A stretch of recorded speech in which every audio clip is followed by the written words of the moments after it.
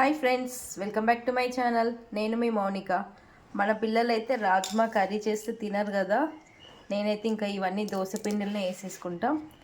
8 hours నానబెట్టిన తర్వాత మిక్సీకి వేసి వాళ్ళకి మల్టీగ్రెయిన్ దోశ. ఈరోజైతే శనగలు వేసుకున్న, నెక్స్ట్ టైము మళ్ళీ పెసర్లు. ఇట్లా చిరుధాన్యాలను చేంజ్ చేస్తూ వస్తాయి. ఇంకా ఇక్కడ కూడా మినపగుండ్లు యూజ్ చేయను, పొట్టుపప్పే యూజ్ చేస్తా. పొట్టుపప్పు ఇది. అలాగే రాజ్మా కర్రీ పిల్లలే కాదు, పెద్దలు కూడా అంత ఇష్టంగా తినరు. కొంచెం ఎట్లనో అనిపిస్తుంది. మనం దోశలు అనుకో వాళ్ళకి కారం పొడితోనో ఏదో ఒక విధంగా కవర్ చేస్తూ వాళ్ళకు పిల్లలు తినడానికి ట్రై చేయొచ్చు. మెంతులు వేసుకోవడం వల్ల వాళ్ళకి డైజెషన్ మంచిగా అవుతుంది. బియ్యం, శనగలు, మినప్పప్పు, పొట్టుపప్పు, మెంతులు, రాజ్మా. ఇంకా ఇందులో కొంచెం సగ్గుబియ్యం వేసుకోవచ్చు, అటుకులు వేసుకోవచ్చు. ఒక్కొక్కసారి ఒక్కొక్కటి చేంజ్ చేస్తూ రావాలి. మొత్తం ఒకటే అయితే రొటీన్ పిల్లలకు బోర్ అనిపిస్తుంది.